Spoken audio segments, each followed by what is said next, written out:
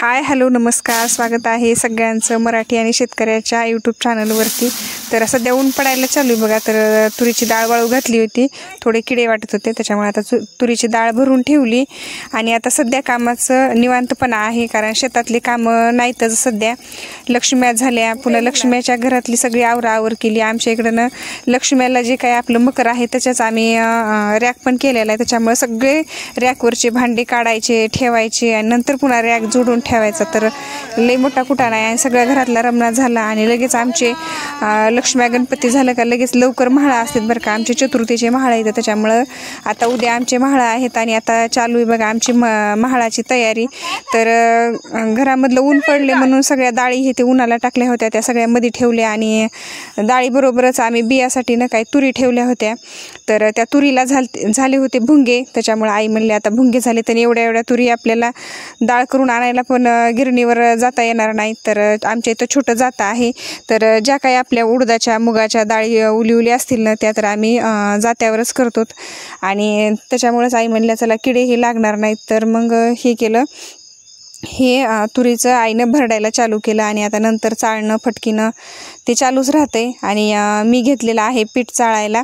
तर आमच्या आहेत उद्याच्याला म्हाळ, त्याच्यामुळे पीठ चाळायला चालू केलं आहे। आणि आमच्या इकडं म्हाळाला कसं असते ना, ज्या वर्षी जर आपल्या घरामधलं आमचं कुटुंब तसं खूप मोठं आहे बरं का, आमचे एकूण आणि ज्या वर्षी आपल्या घरामध्ये लग्न झालेलं आहे, मंगल कार्य झालेलं असते ना त्या वर्षी आमच्या इकडं पुरणपोळीचा म्हाळाचं असते बरं का, नाहीतर आपलं साधंच असते दरवर्षी। तर आणि यंदा आमच्या ताईचं लग्न झाले त्याच्यामुळे यंदा पुरणपोळीचा स्वयंपाक आहे। तर आणि इकडं डाळ करायला चालू आहे। आईनं काही भरडीलं बरं का आणि थोडं उलीसं राहिलं होतं ते मी भरडायला चालू केले। तर बघा मी असताना मल्हार कसा करते, कारण त्याला जी आपण गोष्ट करतो का नाही ती त्याला स्वतः करायची असते या। तर आईपाशी तरी थोडं आईनं वस्कन केल्यामुळं जरा लांब बसला आणि मी जात्यापाशी आली की मला पण धरू दे, मला पण ओढायचे, असं तसं चालू असते दिवसभर बी महागच असते या। तर अशा प्रकारे सगळी उद्याची काही तयारी करून ठेवली आणि नंतर घरचे पण ऊन पडलेत म्हणून डाळी जे काही आपले कीड लागायसारखे हे आहेत ते सगळं थोडं आम्ही पुढे जागा आहे।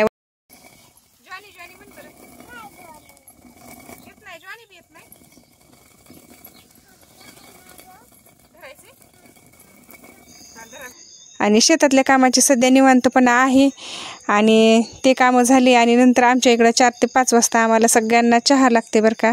तर मी चहा करायचं म्हणलं की मल्हार म्हणते मला साखर टाकू दे, मला पत्ती टाकू दे, असं तसं चालू असते। तर डिकाशनच केलं आहे, त्याच्यामध्ये अद्रक टाकलेली आहे। तर या सगळ्यांनी चहा प्यायला सांच्यापारचा चहा आहे आमचा। आणि बघा कसा मल्हार टाकतोय, एवढी टाकू का तेवढी टाकू का, आणि मी टाकलेली असून पण परत त्याला साखर टाकावं वाटते, त्याच्यामुळं त्याच्या मनासारखंच वागावं लागते, नाहीतर लगेच रडायला चालू करते। तर इकडं सकाळीनं मिरच्या भाजल्या होत्या, भाकरी झाल्यानंतर मिरच्या भाजल्या होत्या, तर त्या मिरच्या कुटायच्या राहिल्या होत्या। तर नंतर खलबत्यामध्ये आम्ही कुटून घेतो आणि अशा प्रकारे सगळं आवराआवर केली आणि नंतर सगळ्यांनी चहा पेला आणि नंतर लगेच संध्याकाळच्या स्वयंपाकाला पण लागावं लागतं या। तर मुली येतात ते 4 ते 5 वाजता येतात, लगेच ट्युशनला जातात, तर मल्हारचा गोंधळ असाच असते चालू।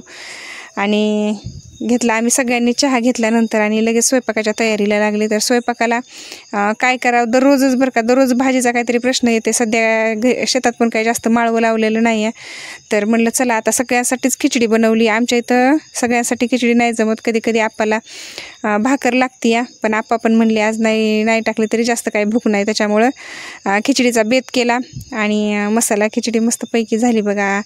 सगळं साहित्य हे ते कट करून घेतलं आणि मुली पण पुन्हा ट्युशनहून आले आणि सगळ्यांना पुन्हा जेवणं हे ते केले। तर बघा खिचडीसाठी आता तेल गरम करायला ठेवले, मोहऱ्या हे ते टाकल्यात आणि कांदा बटाटं टमाटर सगळं साहित्य होतं तेवढं कट करून घेतले आणि आता चालू आहे संध्याकाळची तयारी। आणि संध्याकाळी सगळ्यांना खिचडी आहे।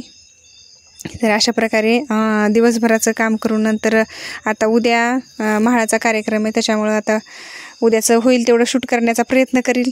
तर अशा प्रकारे चालू आहे आता खिचडी।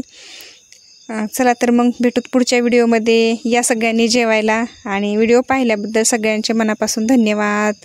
श्री स्वामी समर्थ। आणि आता इथंच थांबते या व्हिडिओमध्ये, तर भेटूत उद्याच्या व्हिडिओमध्ये। तर नमस्कार सगळ्यांना।